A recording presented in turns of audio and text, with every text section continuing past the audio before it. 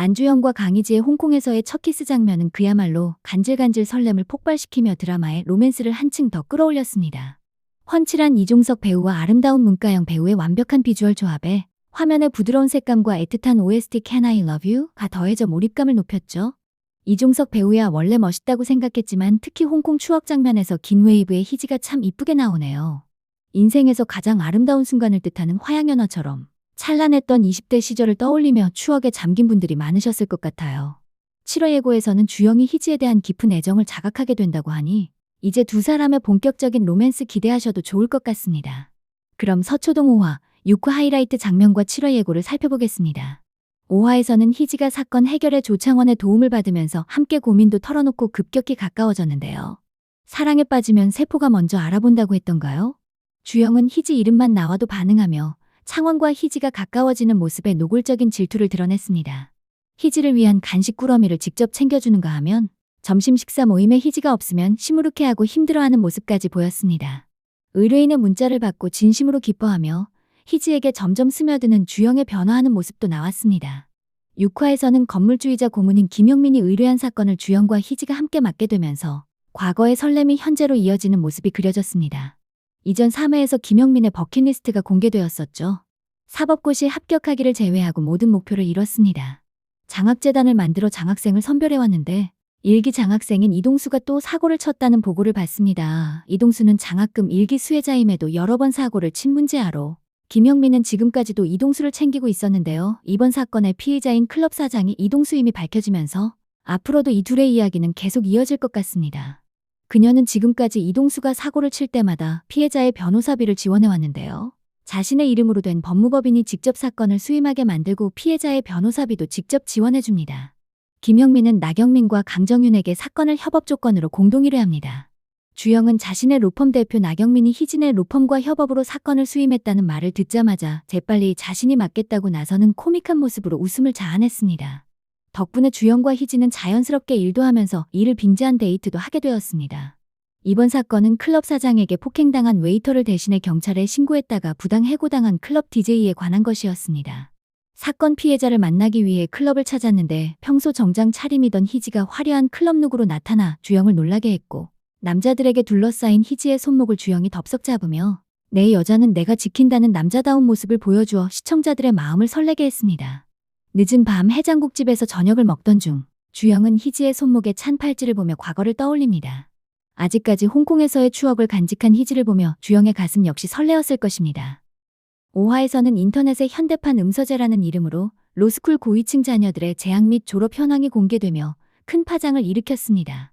특히 한국그룹 재벌가 장남으로 지목된 하상기의 반응이 이해가 되지 않았는데 이 사건은 허무하게도 이름이 비슷한 동기로 인해 하상기가 오해를 받은 것으로 밝혀지며 해프닝으로 끝났습니다. 하지만 이 사건을 통해 어벤져스 멤버들 간의 끈끈한 우정을 확인할 수 있는 계기가 되었습니다. 특히 조창원은 하상기 변호사와 친분이 두터웠는데요. 조창원의 아버지는 한국그룹 하청업체를 운영하는 사업가로 조창원 역시 나름의 금수저로 걱정 없이 사는 인물로 묘사되었습니다. 기사를 본 조창원은 한국그룹 장남 앞에서 아버지 회사 이야기를 떠든 자신을 우습게 여긴 것 같아 배상기에게 배신감을 느꼈으며 오해를 한 상태로 서운함을 토로했고 입을 꾹 다문 상기로 인해 둘 사이에는 냉기류가 흘렀습니다. 무분별하게 쏟아지는 기사와 불특정 다수의 비난 전화에 고통받던 하상기는 결국 기자들까지 회사 앞에서 진을 치는 상황에 직면합니다. 이때 창원이 기자들을 따돌려주는 것을 보며 하상기는 진실을 밝히기로 결심하고 블로그에 해명글을 씁니다. 자신은 흙수저이며 학창시절 별명이 봄의 정령이었다며 가을에 일을 해서 돈을 벌어야 봄에 학교 다닐 수 있었다. 졸업하기까지 8년이 필요했던 이유라고 밝히며 가슴 아픈 이야기를 전했습니다. 끝으로 다시는 그 누구도 오늘 밤에 저처럼 가난을 입증하지 않아도 됐으면 좋겠습니다라고 입장을 밝힙니다. 시간이 흐르면 잠잠해질 것을 기대하고 가난을 밝히는 게 오해를 받는 것보다 더 싫었던 게 아니었을까요? 평생 가난에 허덕였던 배상기 입장에서 생각해봐야 할 것 같습니다. 하상기 로펌의 김유진 대표는 진작 적극적으로 아니라고 말을 하지 욕먹을 걸 다 먹고 이름 비슷한 다른 사람이라고 말하는 게 그렇게 어려웠냐며 의아해하자 하상기는 저 가난하게 큰 것 생각하기 싫었고 저 말고 그 동기 욕하라는 꼴밖에 안 되는 것 같아서 싫었다고 답합니다. 하상기의 대답을 들은 김 대표는 개인주의 끝판왕인 줄 알았는데 의외라고 말합니다. 7화 예고편을 보니 둘 사이에 묘한 기류가 형성되며 앞으로 두 사람의 관계에 새로운 변화가 찾아올 듯합니다. 하상기의 해명 글이 공개된 다음 날 점심 식사 자리에서 어벤져스 멤버들은 상기가 무안해할까봐 각자의 고민을 커밍아웃하며 분위기를 따뜻하게 만들었습니다. 주영은 크리스탈박의 이혼 소송을 맡았다는 사실을, 창원은 접견 변호 업무를 하고 있다는 사실을, 문정은 임신 사실을 털어놓았고 희진은 이 모든 고민을 알고 있었다는 사실을 고백했습니다. 서로를 배려하는 이들의 모습은 정말 따뜻했습니다. 배문정 변호사는 임신 사실을 알리지 못하고 남편의 요즘 애 키우기 힘들다는 말에도 깊은 고민에 빠져 있었습니다.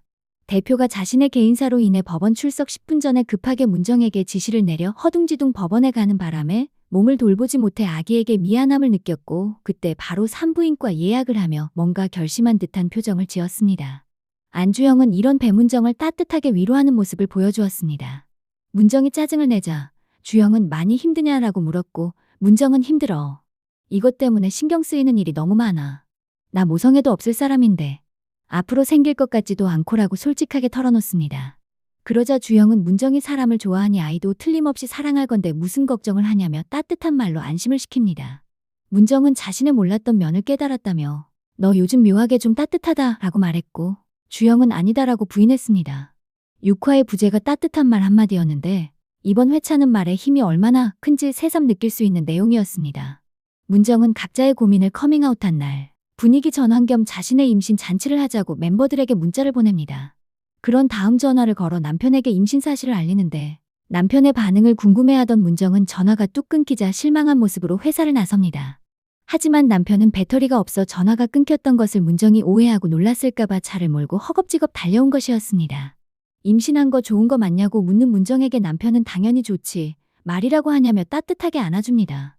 아이를 반기지 않을까봐 두려웠던 것이 무색하게 남편 김지석은 눈물까지 흘리며 격하게 감동을 했고 문정은 그제서야 환한 미소를 지었습니다.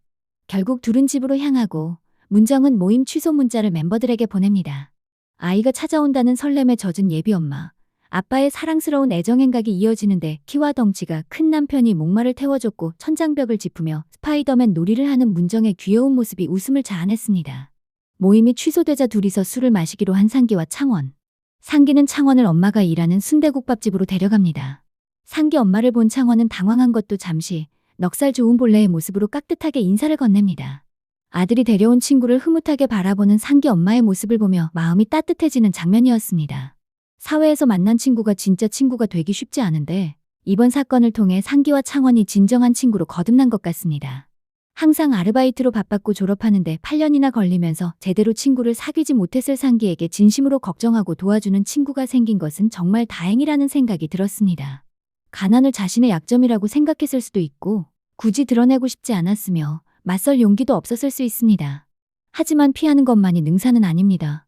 당당히 현실을 마주할 때 앞으로 나아갈 수 있다는 메시지를 전하는 듯했습니다. 그리고 고민을 털어놓고 진심으로 걱정해주는 친구를 갖는다는 게 인생에서 얼마나 큰 힘이 되는지도 알게 되었을 겁니다. 한편 먼저 모임 장소에 와 있던 주영과 희진은 모임이 취소되는 덕분에 분위기 좋은 바에서 둘만의 데이트를 하게 됩니다. 주영은 술집에서 틀어놓은 음악을 듣고는 10년 전 희지가 연주했던 곡임을 맞췄습니다. 홍콩에서 주영은 친구 대신 피아노 연주를 하게 된 희지를 아르바이트하는 장소까지 데려다 주었습니다. 이때 희지는 발목을 접질렀고 주영은 희지를 업어주었습니다.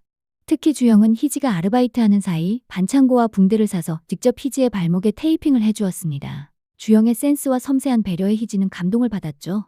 과거 주영은 희지에게 꿈이 피아니스트였냐고 물었을 때 부모님이 자신이 피아노를 칠 때 행복해하는 모습을 보고 피아니스트가 되었다고 말했습니다. 10년이 흐른 현재 왜 변호사가 됐냐고 다시 물어보는 주영. 희지는 사업을 하던 아버지가 사기를 당해 가세가 기울었는데 언젠가 엄마 아빠에게 나쁜 일이 생기면 그때는 내 손으로 꼭 지키겠다고 결심을 했고 그게 변호사로 꿈을 바꾼 이유라고 밝혔습니다. 희지의 꿈은 부모처럼 자신을 키워준 고모와 고모부에게 행복을 주는 거라는 게 왠지 좀 짠합니다.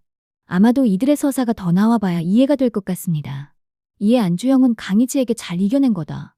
잘했다라며 다정하게 위로했습니다. 과거에 좋은 변호사가 되고 싶었던 안주영의 꿈 이야기가 오고 갔습니다.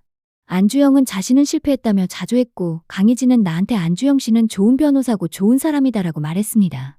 주영은 고맙다고 화답했고 서로를 바라보는 눈빛에서 사랑이 시작되고 있음을 느낄 수 있었습니다.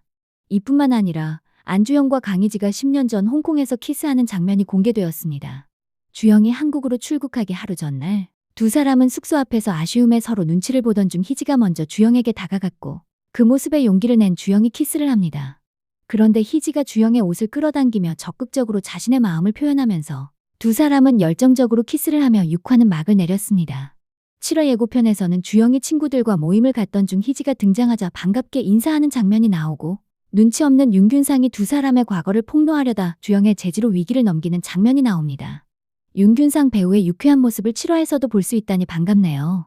서로의 감정을 자각한 두 사람의 관계가 본격적으로 발전하며 서로에게 직진하는 모습이 나올 것 같습니다. 다음 주는 달달한 연애 장면이 많이 나오길 기대해 보겠습니다. 재밌게 보셨다면 구독, 좋아요 부탁드립니다. 감사합니다.